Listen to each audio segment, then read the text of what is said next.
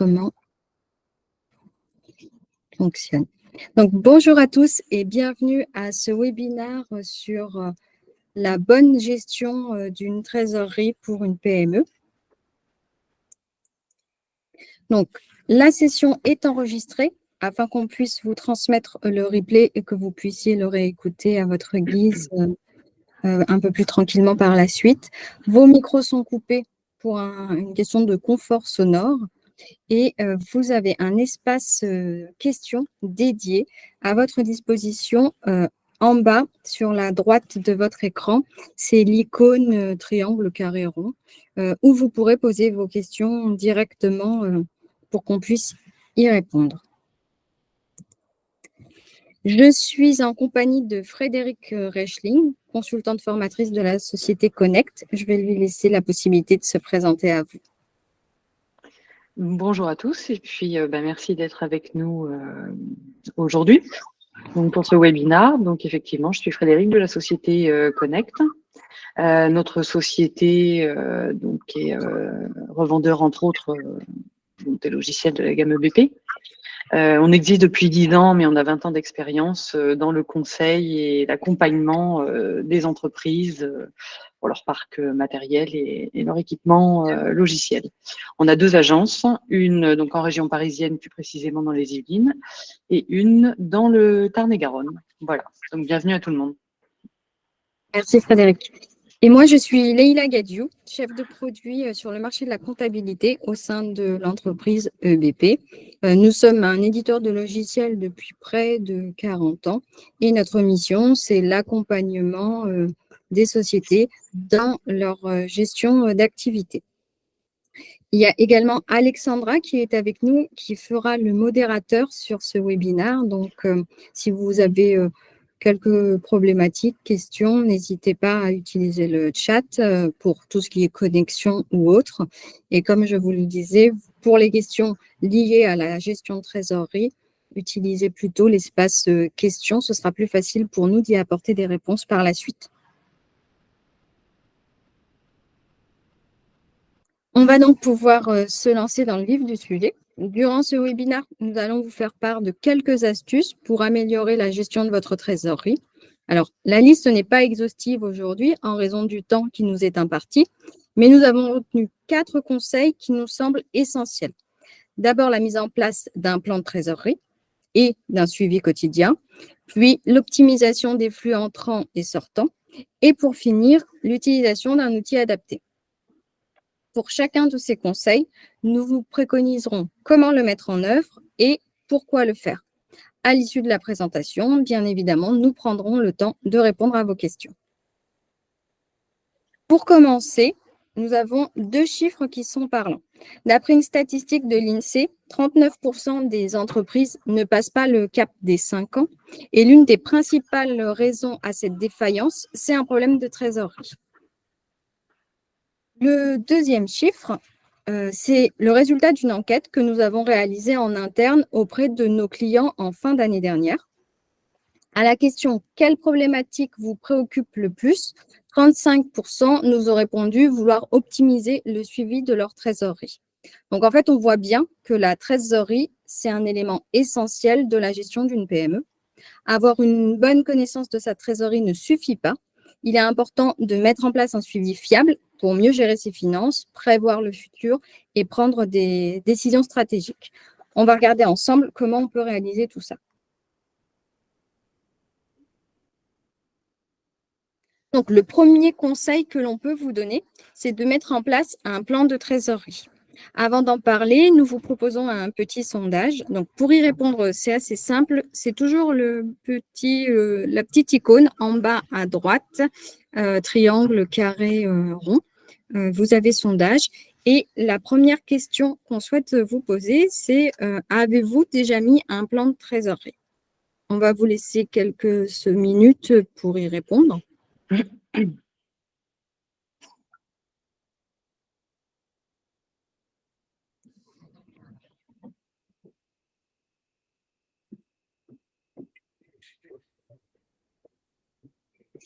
On voit déjà les premiers résultats.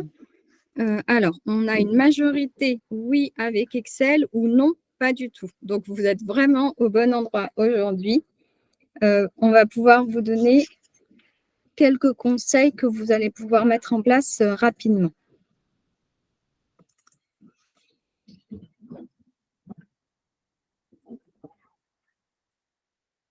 Donc, on a de plus en plus de réponses et la majorité, enfin, égalité, oui avec Excel. En fait, avez-vous mis en place un plan de trésorerie? Oui avec Excel, non.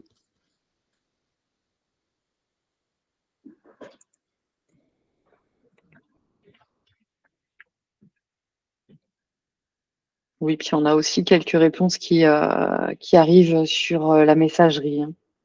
Sur le chat, d'accord. Voilà, des majorités de non, justement. Donc, je pense qu'on est un petit peu plus sur le non que le oui, que ce soit en Excel ou avec un logiciel. Ah oui, effectivement. D'accord. Donc, le premier conseil qu'on peut vous donner, c'est de mettre en place un plan de trésorerie. Et pour ce faire, en fait, il va impérativement falloir savoir combien d'argent vous dépensez et combien d'argent vous gagnez. En fait, il va vous falloir identifier vos encaissements et vos décaissements parce que toute la clé d'un suivi de trésorerie efficace est là. Donc, listez bien. Non, ça veut pas. Voilà. Tous vos encaissements. On vous a mis ici quelques exemples de ce que vous pouvez lister dans ce plan de trésorerie. Donc, on vous conseille de lister tous les flux d'encaissement et de décaissement actuels et ceux à venir également pour une période donnée. Donc, soyez bien exhaustifs en préparant cette liste parce qu'en oubliant un poste de dépenses significatif, vous pouvez fausser vos prévisions. Pensez à bien intégrer vos flux d'exploitation, mais également les flux hors exploitation, ceux qui ne sont pas forcément liés à votre activité habituelle. Et imputer les flux sur leur période réelle d'encaissement ou de décaissement. C'est-à-dire que si vous faites une vente en mars, mais que finalement vous n'encaissez le paiement qu'en avril, il faudra bien imputer le flux sur les ventes d'avril. Et de la même pour les achats, si vous faites votre achat en septembre, mais que vous enregistrez le décaissement en octobre, alors l'imputation se fera sur les achats d'octobre. Le but, en fait, c'est de ventiler mois par mois en identifiant vos délais d'encaissement et de décaissement. On vous a mis ici un exemple de tableau de plan de trésorerie. Donc, ce qu'on vous conseille, c'est de réaliser votre plan sur du court et du moyen terme. En fait, pas besoin de vous projeter sur une période trop longue. Allez jusqu'à 12 mois maximum parce qu'au-delà, vos résultats pourront perdre en précision.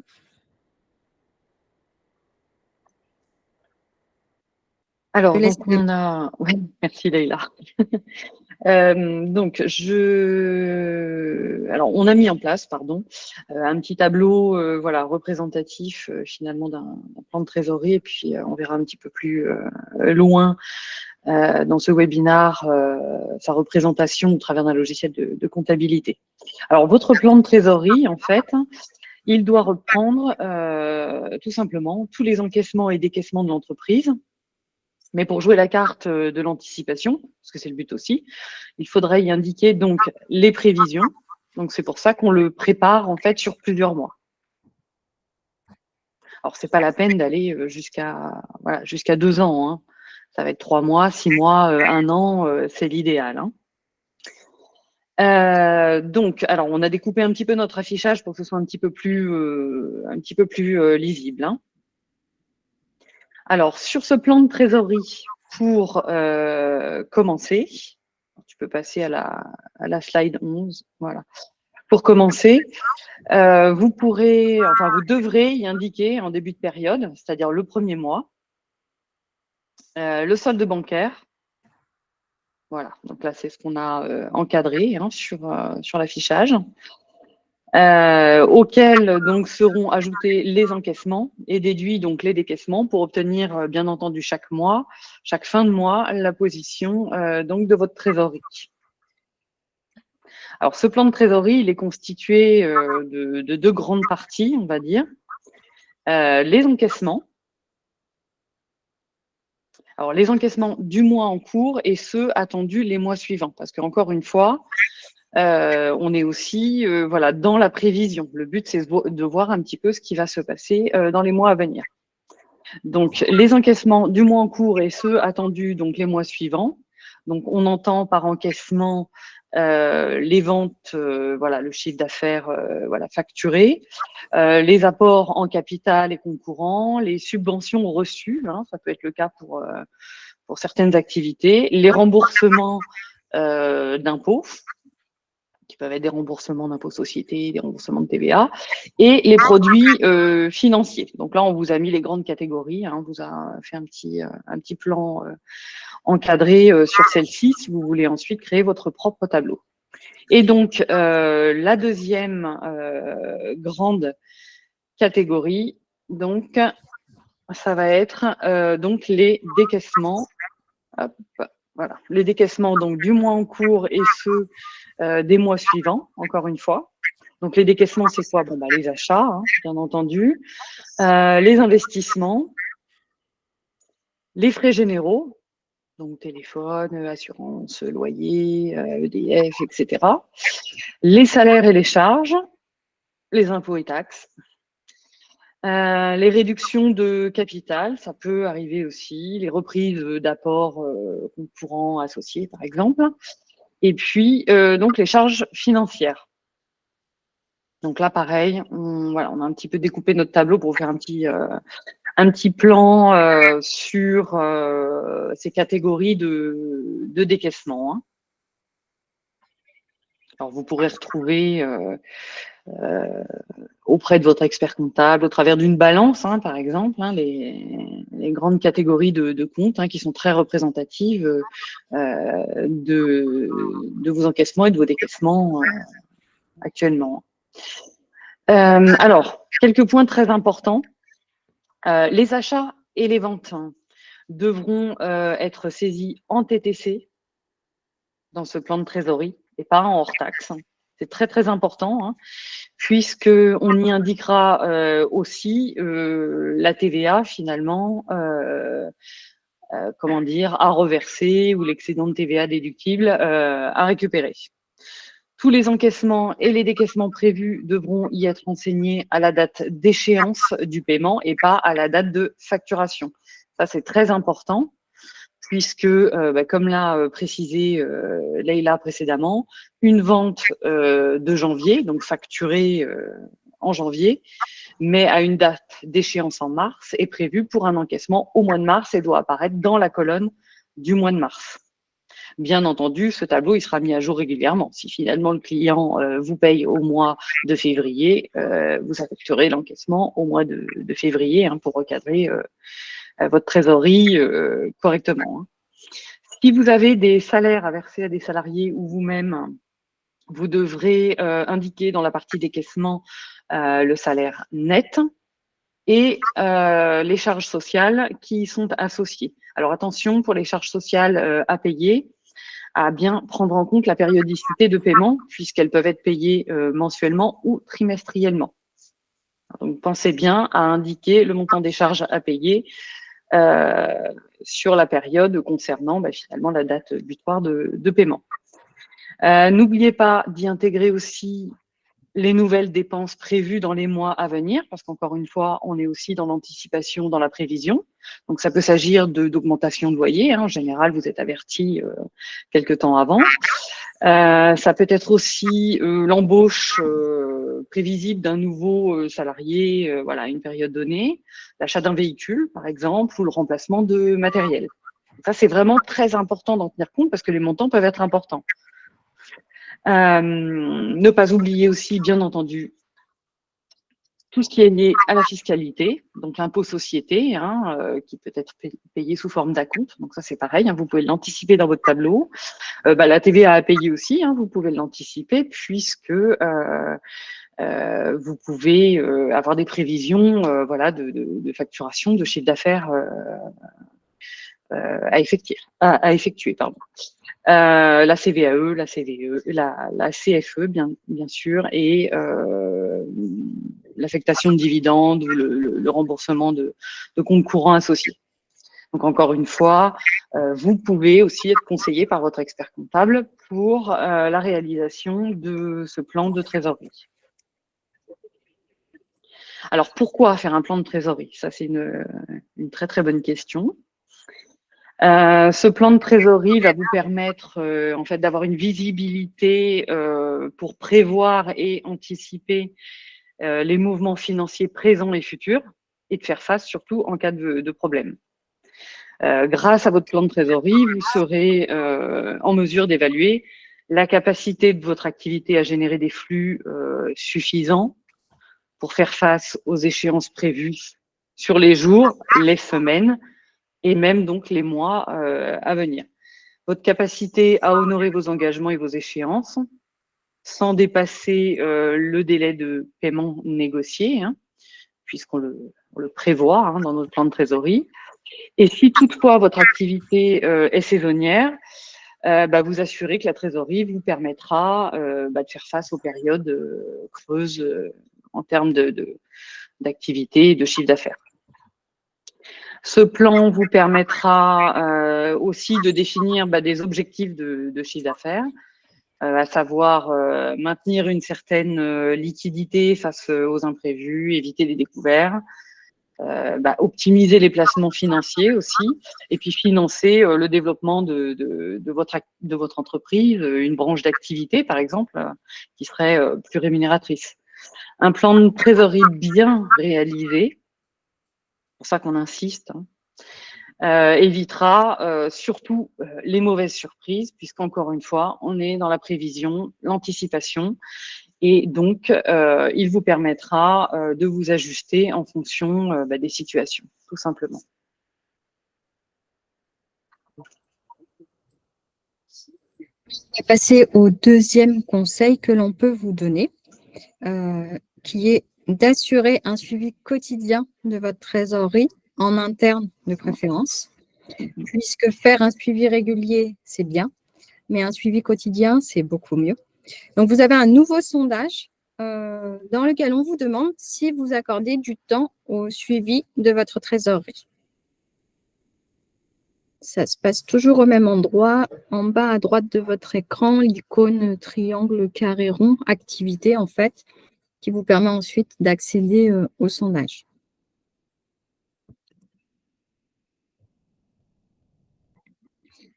Et alors, pour le deuxième sondage, on a déjà des premières réponses. Là, on a majoritairement des oui. C'est une très bonne chose. Donc, oui quotidiennement et plus majoritairement, oui de manière occasionnelle. Oui. Ah, ça se rattrape. Non, on a même 2 votes qui nous signalent non, je demande à mon expert comptable. D'accord. Mais majoritairement, les personnes présentes, et on sait que vous êtes des comptables, des responsables administratifs et financiers. Donc oui, ça fait partie de votre job et a priori, vous accordez le temps nécessaire à votre suivi de trésorerie. Bon, ça déjà, c'est très bien.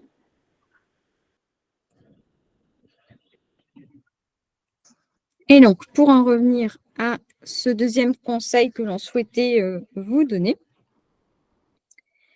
eh bien, on veut simplement vous faire comprendre que ce suivi n'est pas une tâche administrative accessoire. En fait, vous devez de prendre du temps pour le réaliser. On sait bien que d'une entreprise à l'autre, la charge de travail et les ressources humaines disponibles ne sont pas forcément les mêmes. Mais malgré tout, il faut impérativement dédier une personne à cette mission. Quel que soit le poste qu'elle occupe en soi, que ce soit le dirigeant, le DAF, le comptable, le trésorier, le contrôleur de gestion, chacun a son rôle à jouer.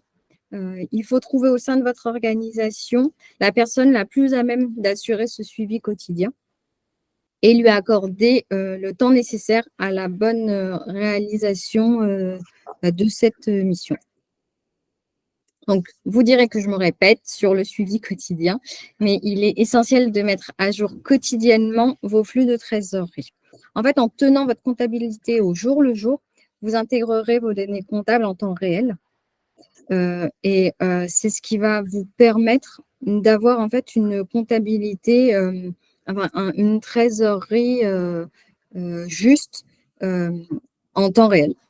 Donc, pour pouvoir automatiser cette tâche, il existe de nombreuses solutions. Vous gagnerez du temps en réalité pour le faire efficacement en regardant sur le marché des logiciels de comptabilité ou les différents services disponibles. Mais appuyez-vous sur ces solutions pour le mettre efficacement et profiter de l'automatisation. Donc, par exemple, il y a différentes offres de synchronisation bancaire, par exemple, qui existent sur le marché. L'avantage, c'est que vous allez récupérer vos données bancaires quotidiennement dans votre solution de comptabilité. Cette tâche est automatisée, ce qui va vous simplifier la tenue de votre comptabilité. Et en travaillant avec les dernières données disponibles, votre trésorerie sera beaucoup plus précise. Alors, je reprends du coup. Alors, la synchronisation bancaire, effectivement, elle est très très bien parce qu'elle va vous permettre d'avoir des données à jour et puis d'éventuellement alimenter un logiciel de comptabilité. Mais comment dire, ça ne va vous permettre de récupérer finalement que les informations bancaires, enfin les mouvements bancaires antérieurs et du jour. Hein, on ne récupérera pas d'informations sur ce qui va voilà, sur ce qui va se passer. Ça ne nous permet pas d'imputer dans notre tableau de trésorerie en fait les opérations à venir. Hein. Mais bon, c'est un moyen quand même rapide de récupérer des données de trésorerie, des données comptables et de les imputer dans notre logiciel de comptabilité. On devra quand même du coup intervenir dans cette saisie quotidienne manuellement ou par d'autres moyens pour aussi donc prévoir. Alors l'idéal pour ça, c'est quand même de saisir dans un logiciel de comptabilité ou dans votre tableau Excel les éléments émis au jour le jour ou très régulièrement. Voilà, j'ai vu qu'il y a des gens qui le faisaient quotidiennement et puis d'autres voilà occasionnellement. Bon, on n'a pas, selon la taille de la société, on n'a pas forcément, je sais, le temps de le faire. Mais c'est très important, voilà, d'y accorder quelques minutes tous les jours. Donc, je disais, l'idéal, c'est de saisir effectivement dans votre comptabilité ou dans un tableau Excel les éléments émis, donc les factures de vente émises, les règlements fournisseurs que l'on va réaliser également, les salaires, les éléments reçus, donc les règlements clients, les factures fournisseurs. C'est important de les imputer très régulièrement. Et donc, même si la tâche, effectivement, est assez chronophage, elle est quand même assez efficace et elle vous permet d'être assez proche de la réalité. Alors, je sais que, voilà, il y en a qui doivent probablement se dire, oui, mais bon, j'ai pas le temps, j'ai pas le temps. Mais voilà, on a débuté la société en étant pas nombreux et voilà, on a connu aussi ces aléas, mais voilà, vous allez voir que dans le temps, ça va devenir comment dire une habitude et même vous ne pourrez pas vous en passer parce que vous avez besoin de ce prévisionnel tout simplement hein, pour savoir où vous allez. Alors c'est une tâche, on vous l'a demandé dans le sondage d'ailleurs, c'est une tâche qui est souvent externalisée auprès des cabinets comptables, hein, la comptabilité. Mais on le sait tous que le comptable ne saisit pas forcément vos éléments de comptabilité, vos éléments de trésorerie au quotidien, mais tout simplement parce qu'il est en charge de plusieurs dossiers. Donc, ça n'est pas possible. À moins que vous ayez voilà, une mission, un contrat de mission particulier voilà, avec lui. Hein. Le suivi quotidien de votre trésorerie est vraiment crucial hein, pour votre entreprise. C'est une analyse régulière qui vous permettra donc d'identifier les tendances, donc peut-être les moments, les saisonnalités, pardon, qui sont peut-être plus propices pour vous, et puis donc les problèmes potentiels avant qu'ils ne deviennent graves. Hein. Si vous constatez par exemple que vos dépenses augmentent plus rapidement que vos revenus, vous pourrez mettre en place des actions correctrices adaptées suffisamment en avance. Peut-être réduire vos coûts en supprimant certaines dépenses inutiles ou trop élevées, ou trouver de nouvelles sources de revenus en développant peut-être une partie de votre activité qui est beaucoup plus rentable, qui fonctionne mieux pour vous. De plus, vous pourrez identifier plus facilement vos sources de liquidité, telles que la facturation client, les emprunts bancaires, les subventions. Et vous pourrez identifier donc les périodes de saisonnalité, comme je le disais précédemment, ajuster vos dépenses en conséquence et du coup maintenir une bonne relation avec vos fournisseurs et vos créanciers, puisque du coup, vous n'aurez pas de soucis pour honorer vos dettes, tout simplement. Enfin, vous garantirez de cette manière la stabilité financière de votre entreprise. Et ça, c'est quand même très, très important pour votre bien-être à vous déjà. Et puis pour votre relationnel professionnel. On va passer maintenant au troisième conseil qui consiste à optimiser vos flux entrants et vos flux sortants. Puisqu'on le sait, on regarde la conjoncture économique actuelle, le nerf de la guerre, c'est le cash. Donc, on va regarder en fait comment aller chercher cet argent ou comment éviter de trop le faire sortir. Donc, on va commencer par les flux entrants. En fait, il existe différents moyens d'augmenter vos flux de trésorerie entrants. On va se concentrer sur l'une des principales sources de revenus des entreprises, à savoir le paiement des clients. Et donc, pour optimiser ces flux entrants, vous pouvez commencer par réduire les délais de paiement de vos clients. Donc, on le sait tous les clients ne payent pas en temps et en heure. Malheureusement, ces retards de paiement peuvent affecter votre trésorerie. Et pour éviter ces petits désagréments, vous avez différentes options. Donc, par exemple, vous pouvez proposer des conditions de paiement à vos clients. Si vous avez des clients qui ne payent pas rapidement leurs factures, essayez de leur offrir peut-être des réductions pour tout paiement immédiat. Ou alors, pour ceux qui sont vraiment très lents à payer leurs factures, n'hésitez pas à leur facturer des frais de retard. Et réservez l'option de délai de paiement uniquement à vos bons clients, j'ai envie de dire, à vos meilleurs clients, ceux pour lesquels vous n'avez aucune difficulté. Autre option, selon la typologie de vos clients et selon les produits et les services que vous proposez, c'est d'opter pour une stratégie d'acompte ou de paiement en plusieurs fois.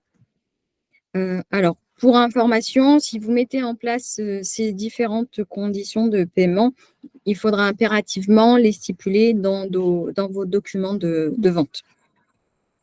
Ce que vous pouvez également faire, c'est proposer plusieurs solutions de paiement. Donc, la carte bleue, le par virement, le prélèvement automatique, ça permettra de faciliter toutes vos transactions. Donc, il existe pas mal de services de paiement sur le marché que vous pouvez mettre en place. Je pense notamment à GoCardless, qui va vous assurer en fait les prélèvements automatiques. Du coup, vous n'aurez pas la question, vous ne vous poserez pas la question de savoir si vous allez bien être réglé.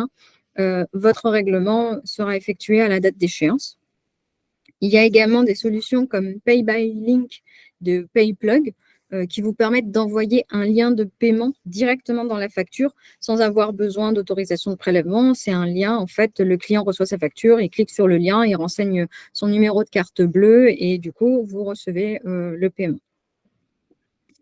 Si malgré la mise en place de toutes ces petites actions, vous êtes toujours amené à relancer vos clients, n'hésitez pas à mettre en œuvre une vraie politique de gestion des impayés. En fait, en interne, définissez vos procédures de recouvrement. Ça vous permettra de limiter les retards de paiement et même les impayés. En général, pour ceux qui utilisent un logiciel de comptabilité, la grande partie de ces solutions intègrent la gestion des impayés et vous permettent de l'automatiser, ce qui vous fait gagner du temps dans ce travail. Ce qu'on peut également vous inciter à faire, c'est d'envisager d'autres sources de financement. Parce que si vous diversifiez vos sources de financement, vos sources de revenus, en fait, vous réduisez votre dépendance à une seule source, comme celle des paiements de vos clients.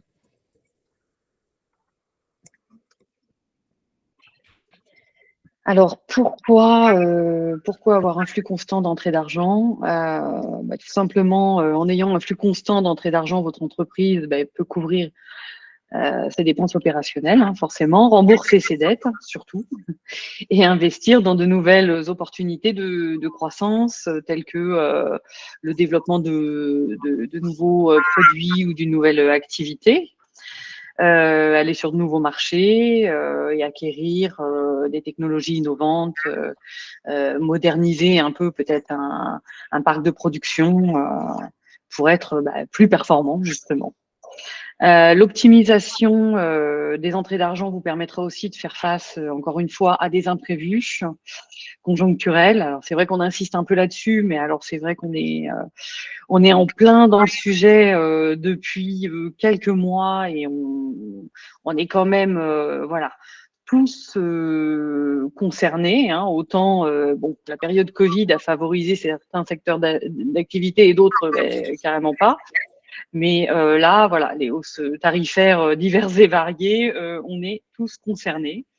Sans un suivi de trésorerie qui vous permet même à la limite d'épargner une petite trésorerie de secours, il est plus difficile de faire face du coup à ces hausses tarifaires. Avoir une trésorerie saine donnera également à votre entreprise une position de négociation plus forte, plus persuasive lorsque vous rechercherez, par exemple, des partenariats ou des financements externes pour faire des prêts bancaires, de l'allocation financière, un crédit bail, etc. C'est une garantie et un moyen de rassurer votre banquier et du coup vos partenaires financiers. Hop. On va passer maintenant au flux sortant. Donc, pour les optimiser, on peut également vous suggérer quelques astuces. Alors, d'abord, assurez-vous de connaître vos dates d'échéance de facture et des autres paiements à venir. Ça va vous permettre de planifier votre trésorerie en conséquence et d'éviter vos propres retards de paiement qui, à leur tour, pourraient vous entraîner des frais supplémentaires. Donc, en termes de conseils, on sait que les dettes fournisseurs alimentent votre trésorerie. Donc, c'est un conseil que les fournisseurs n'aimeraient pas entendre, mais ne payez pas vos prestataires trop rapidement. Ça participe à l'amélioration de votre besoin en fonds de roulement. En fait, on vous incite à négocier avec vos fournisseurs quelques délais, voire même le prix de ce que vous achetez pour essayer en fait de maintenir l'équilibre sur votre trésorerie. Donc, demandez-leur un peu de souplesse sur les délais de paiement. Essayez d'obtenir des délais de paiement qui correspondraient aux délais de paiement que vous mettez en place avec vos clients. N'hésitez pas à allonger vos délais de paiement auprès de vos fournisseurs. Essayez aussi d'obtenir un peu de souplesse sur les achats en négociant les prix au plus juste. N'hésitez pas à faire marcher la concurrence ou à demander des remises. Hein. La période est difficile pour tout le monde. On peut également vous conseiller de limiter vos dépenses inutiles. En fait, contrôlez vos coûts de fonctionnement pour savoir si vous pouvez mettre en place des mesures d'économie. Regardez vos frais généraux et déterminez les frais que vous pouvez supprimer ou ceux que vous pouvez réduire. Un autre conseil qu'on peut vous donner, c'est d'optimiser la gestion de vos stocks et de vos approvisionnements pour éviter les surstocks ou les ruptures de stock. En fait, on sait qu'un excédent de stock, ça peut bloquer des capitaux inutilement. Donc, essayez de trouver le juste milieu entre ni trop ni pas assez pour limiter l'impact de vos stocks sur votre trésorerie. Vous pouvez également mesurer l'impact de la TVA sur votre trésorerie. C'est un petit conseil qu'on peut vous donner comme ça, en plus. En fait, on sait très bien que sur certains mois, vous allez peut-être encaisser plus de TVA ou que sur d'autres, vous allez en reverser plus, en fonction en plus de la périodicité, donc peut-être sur le mois ou sur le trimestre. Et du coup, l'écart entre les deux peut être en votre défaveur selon le moment.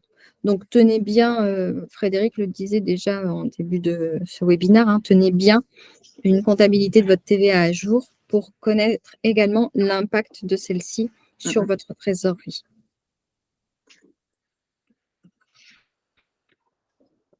Oui, alors je reviens très, très furtivement, effectivement, sur la partie TVA. En général, voilà, en fonction des objectifs même de vente qu'on met en place, hein, on est capable de calculer et d'évaluer la TVA voilà, collectée qu'on aura à reverser. Et la même chose dans l'autre sens, puisque face à ces ventes, bien évidemment, on aura des achats. Donc, on est capable d'avoir une estimation voilà, assez précise quand même de cet élément-là. Hein. Et ça, c'est vraiment important aussi dans la prévision. Alors, pourquoi maximiser vos flux de trésorerie sortants cette fois-ci Alors, ça fait partie intégrante du processus de la gestion de trésorerie, hein, bien entendu. Hein. En général, si on a des flux entrants, on a des flux sortants. En surveillant activement ces flux, vous allez pouvoir accroître votre rentabilité, bien entendu. Renégocier effectivement régulièrement vos prix au niveau des achats de matériaux, par exemple, ou de services, hein, si vous travaillez avec des sous-traitants, etc., vous permettra peut-être de faire des marges un peu plus importantes. Effectivement, comme le disait Leïla, gérer correctement vos stocks, éviter effectivement le surstock, mais éviter aussi la rupture de stock, hein, qui vous fait du coup acheter peut-être des produits à des prix bien trop élevés dans l'urgence. Et vous fait dans ces cas-là ronger vraiment vos marges. Hein. Donc c'est vraiment important du coup de surveiller activement ces flux pour augmenter votre rentabilité, déterminer la profitabilité de votre entreprise, hein, donc c'est-à-dire le ratio entre le résultat et le chiffre d'affaires réalisé.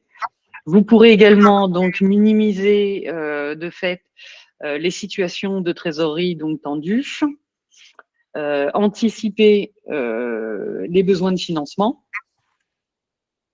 c'est-à-dire anticiper le moment où vous allez devoir peut-être remplacer un matériel et du coup pouvoir le financer parce que vous l'aurez prévu. Prendre des décisions éclairées en matière donc d'investissement et de gestion des liquidités. Alors tout cela en maîtrisant mieux du coup les risques financiers. Après avoir fait un petit tour donc des nombreux bienfaits pour votre entreprise d'optimiser sa gestion de trésorerie, on va terminer du coup cette présentation en vous parlant des outils à utiliser pour la mettre en place, tout simplement. Oui, donc en effet, le dernier conseil que l'on peut vous donner, c'est d'utiliser un outil de gestion adapté. Et nous avons un dernier sondage pour savoir de votre côté quel outil de gestion de trésorerie vous utilisez.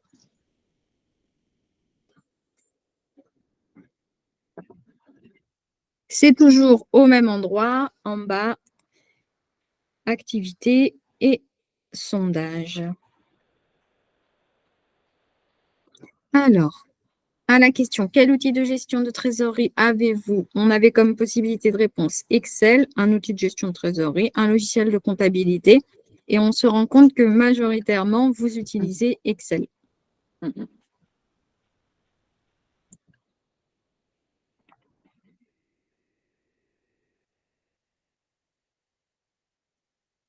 Et donc, qu'on souhaitait vous dire aujourd'hui, c'est qu'il est peut-être temps de tirer parti des nouvelles technologies qui sont de plus en plus innovantes maintenant et d'utiliser des outils de trésorerie comme les tableurs, mais peut-être au-delà des tableurs, utiliser un logiciel de comptabilité pour vous aider.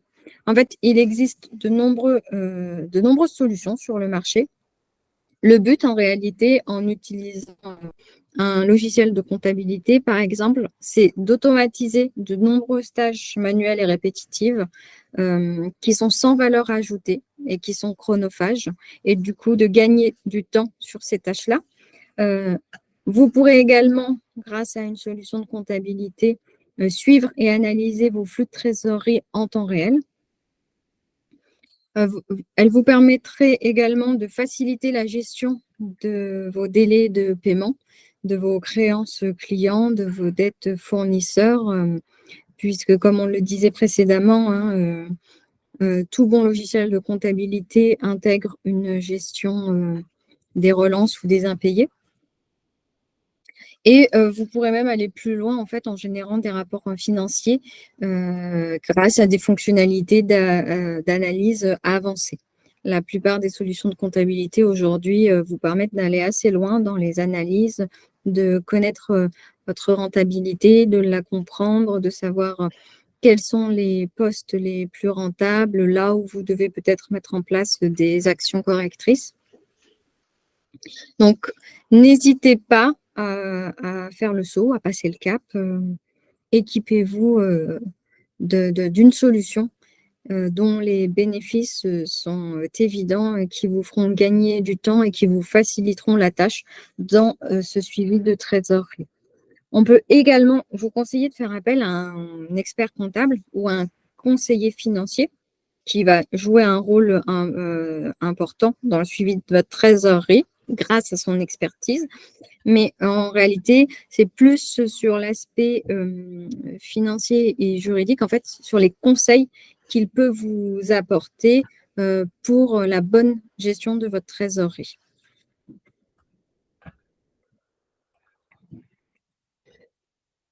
Alors, quel choix faire, je dirais,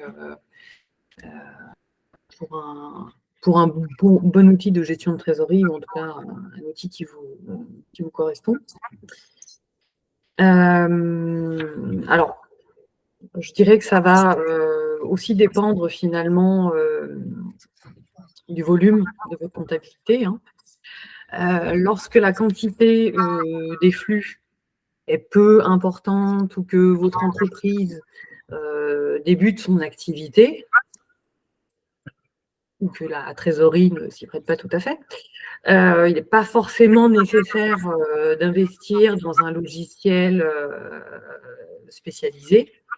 Un tableur comme Excel peut tout à fait suffire. On l'a vu tout à l'heure. À partir du moment où on a un tableau bien construit et bien rempli, on aura une prévision tout à fait juste. Pour les entreprises dont les comptabilités sont plus importantes, moi j'ai eu vraiment les différents cas dans ma clientèle, dont beaucoup utilisaient d'ailleurs Excel avant, donc pour les entreprises dont les comptabilités sont plus importantes, on utilisera, on vous orientera plutôt vers un logiciel de comptabilité qui sera quand même plus efficace et fiable, puisqu'on va pouvoir automatiser certains processus. Le logiciel facilitera entre autres la collecte et la centralisation, excusez-moi, des données financières, ainsi que les rapprochements bancaires et la génération de rapports financiers, comme le disait Leïla précédemment. Vous allez pouvoir imprimer des échéanciers, imprimer des balances, imprimer des prévisions, enfin des tableaux de prévision, et puis après d'autres outils encore derrière, comme justement faire de la relance. Le logiciel de comptabilité vous offre une vision globale de la trésorerie disponible, des entrées, des sorties de fonds, des échéances de paiement à venir, des prévisions de trésorerie, je me répète, hein, et permet du coup de vous concentrer sur l'essentiel, l'analyse et la prise donc de décision. Encore une fois, votre cabinet comptable ne travaillera pas sur votre dossier que quelques jours par mois, puisqu'il traite plusieurs dossiers, mais par contre, sera ravi que vous lui transmettiez des données issues d'un logiciel de comptabilité pour les intégrer dans son propre logiciel afin de les contrôler, les analyser et les utiliser pour établir votre bilan annuel, par exemple, hein. Donc voilà, on n'est pas là pour vous dire, attention, reprenez toute votre compta, vous n'avez pas besoin de l'expert comptable, pas du tout, hein. L'expert comptable, vous en avez besoin. Ça ne fait aucun doute. Mais voilà, l'idée, c'est plutôt de reprendre en main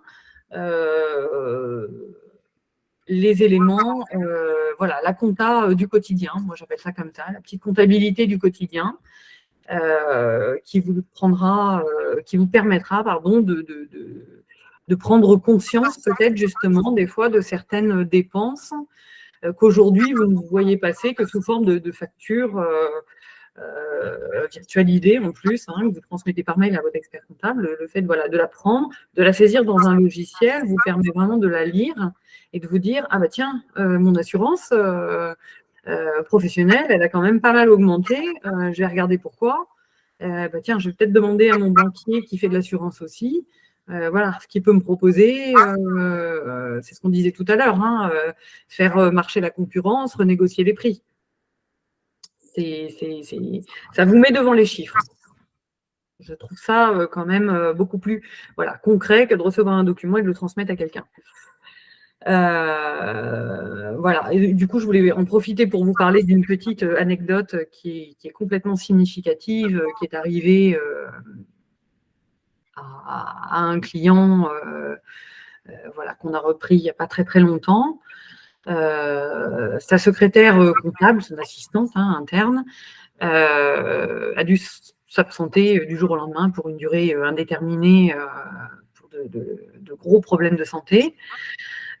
Pour le coup, c'est elle qui centralisait toutes les données de trésorerie justement dans des tableaux, hein, et uniquement elle qui le faisait. Mon client, par cette absence, n'a plus eu de suivi en interne du jour au lendemain et était obligé d'envoyer, quand il avait le temps, à son cabinet comptable les éléments de comptabilité qui n'étaient plus saisis de manière quotidienne ou hebdomadaire. Et il s'est retrouvé sans suivi de trésorerie régulier ou à jour, aucune donnée à interroger sur lesquelles s'appuyer.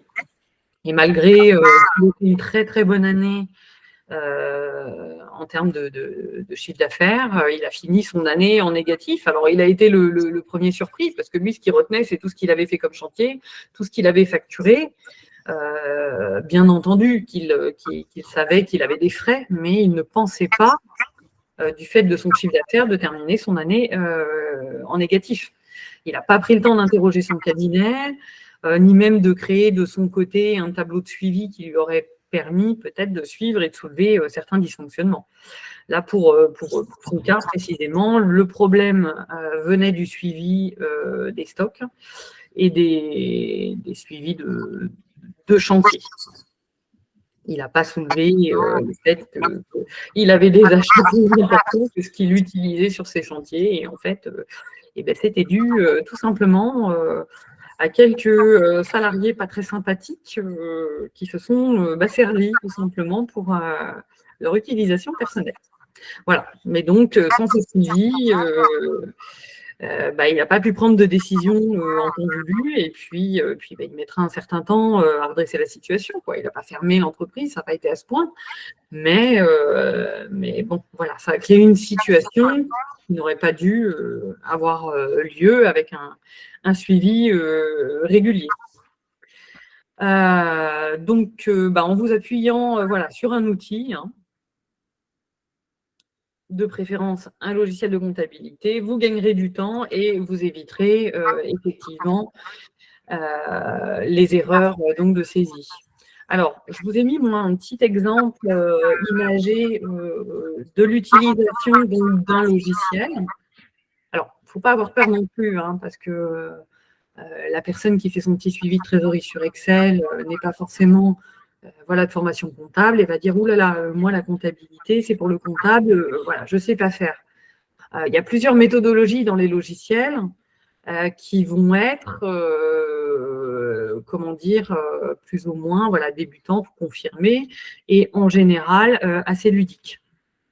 Donc là, on vous a mis un petit exemple imagé pour vous montrer, on est dans un journal d'achat, hein, par exemple, pour vous montrer qu'en saisissant vos éléments reçus quotidiennement, donc là, par exemple,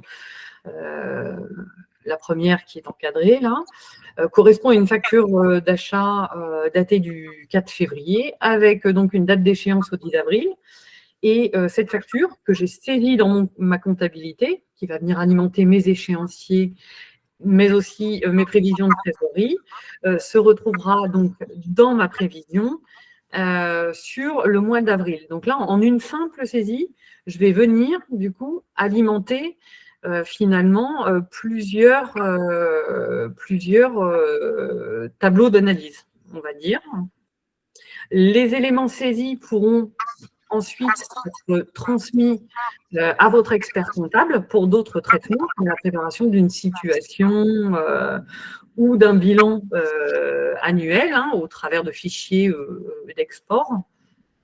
La plupart des logiciels le permettent dans divers et nombreux formats, alors que la saisie dans un tableur nécessitera une ressaisie dans un logiciel par votre expert comptable. Parce que dans un tableur, on va saisir, on l'a vu tout à l'heure, dans une prévision de trésorerie, par exemple, les ventes, on va les saisir en TTC. Lui, pour récupérer les infos dans un logiciel de comptabilité, il a besoin du hors-taxe, la TVA, du TTC, et puis du type de la vente. Enfin, dans tous les cas, voilà, ce ne sera pas suffisant. Donc, la saisie, l'utilisation d'un logiciel de comptabilité va vous permettre du coup de réaliser, de satisfaire plusieurs tâches en même temps. Donc, sur la page suivante, on retrouve effectivement, sur cette page-là, on retrouve effectivement la prévision de trésorerie que l'on va pouvoir consulter, même imprimer ou exporter vers un Excel, hein, si vous le souhaitez, depuis notre logiciel de comptabilité. Donc là, entouré en rose, là, on retrouve le petit total des échéances du coup d'encaissement du mois d'avril. Et si l'on clique en fait sur le total, dans ce logiciel, on obtient le détail du montant et on retrouve ma fameuse facture qui avait été saisie précédemment donc dans le mois de février, si je ne dis pas de bêtises. Voilà.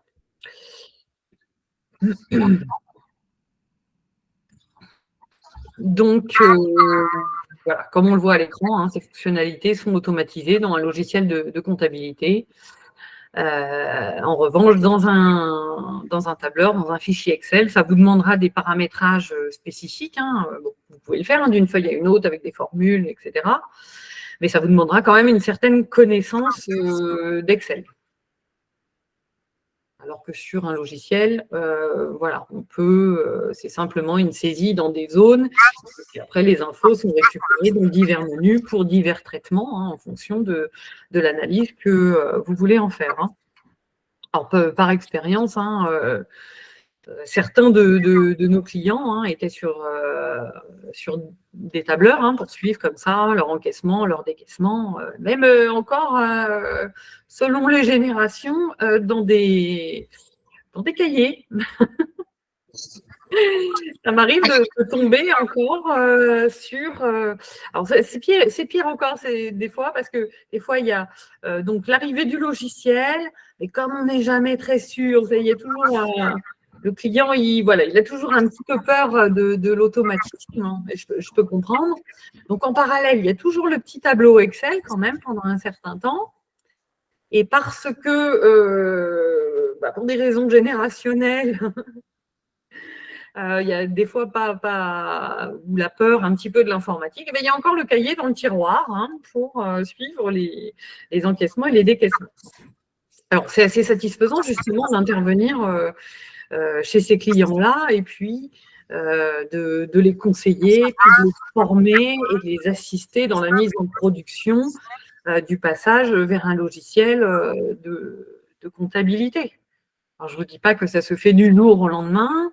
On essaie d'amener ça un petit peu de manière ludique, mais c'est totalement faisable. Et puis, quelques temps après, si vous leur demandez tiens, est-ce que vous repasseriez sur le cahier le fichier Excel? On vous dit ah non, non, non, non, non, c'est terminé.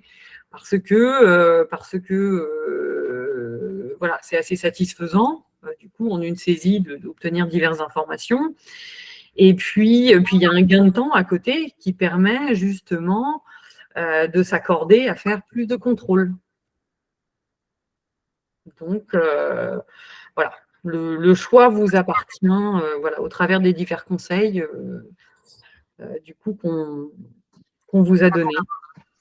La dématérialisation et la digitalisation de la comptabilité, c'est un véritable sujet qui fera peut-être l'objet d'un prochain webinaire.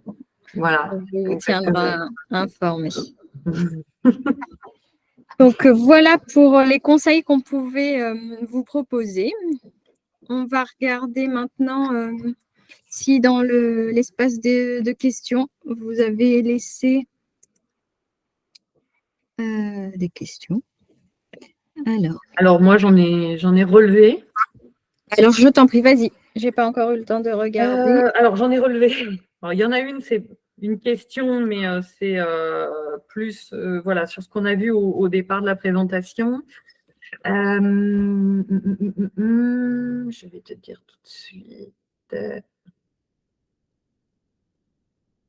Alors, je vais essayer de ne pas écorcher. Il s'agit de Sherazade Essaoui qui donc nous demande si elle pourrait donc obtenir un template Excel à personnaliser. Donc, ce qu'on a montré un petit peu en début de présentation. Du coup, donc ça, je te laisse répondre à cette question. Alors, en fait, vous allez recevoir la présentation ainsi que le replay. Donc, vous aurez tout le loisir de reprendre les exemples qu'on a mis dans la présentation sans problème. Après, il faudra bien les adapter à votre comptabilité parce qu'on n'a pas été exhaustif dans les documents qu'on a intégrés. Donc, pensez bien à bien lister tous vos encaissements et tous vos décaissements. Mais vous pouvez repartir des fichiers qu'on a intégrés dans la présentation. D'accord.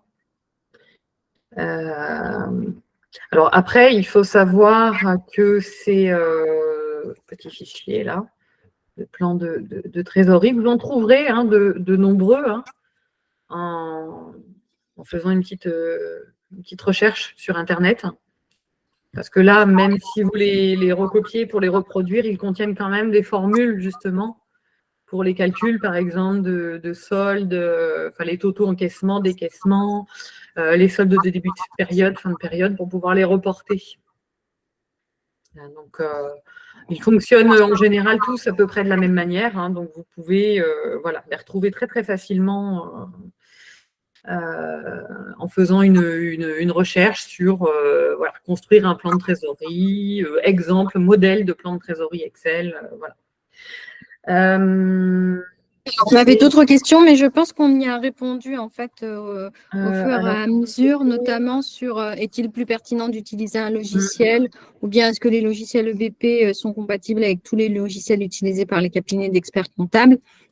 On a fini par le dernier conseil en vous incitant à utiliser... Moi, je n'ai jamais rencontré ce genre de problème chez tous mes clients qui ont une compta EBP. L'échange avec les experts comptables est très facile parce que les logiciels EBP, de manière générale, aujourd'hui, ont cette force de générer très facilement des exports dans vraiment beaucoup de formats, avec une possibilité de personnaliser les interfaces en fonction des besoins de votre expert.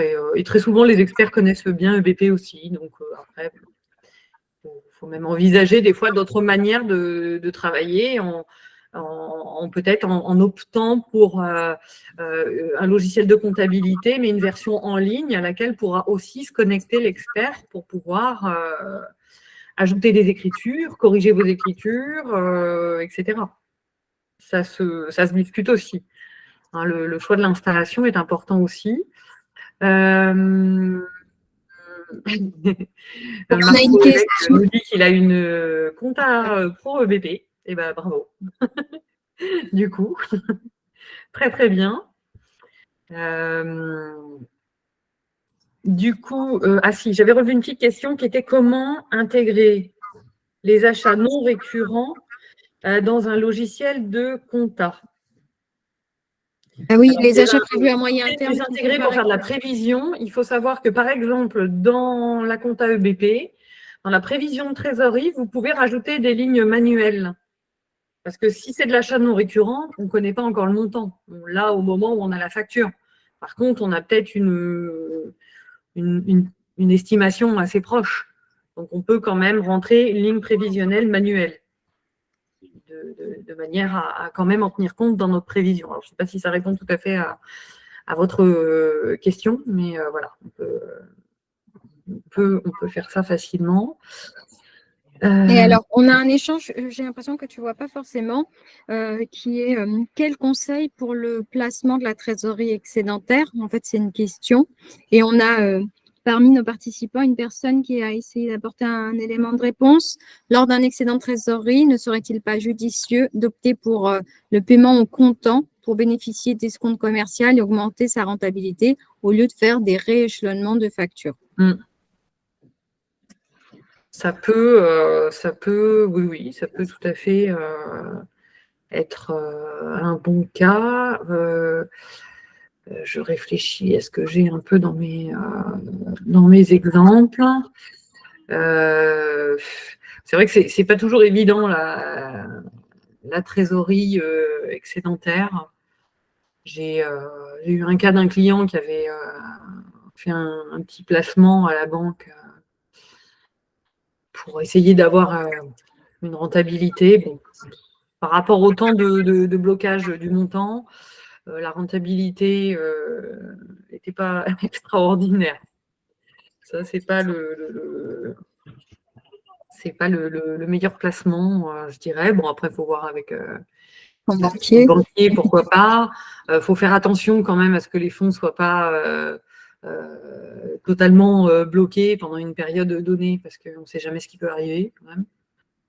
Il faut voir les conseils, éventuellement les déblocages possibles. Après, pourquoi pas mettre en place aussi j'allais dire des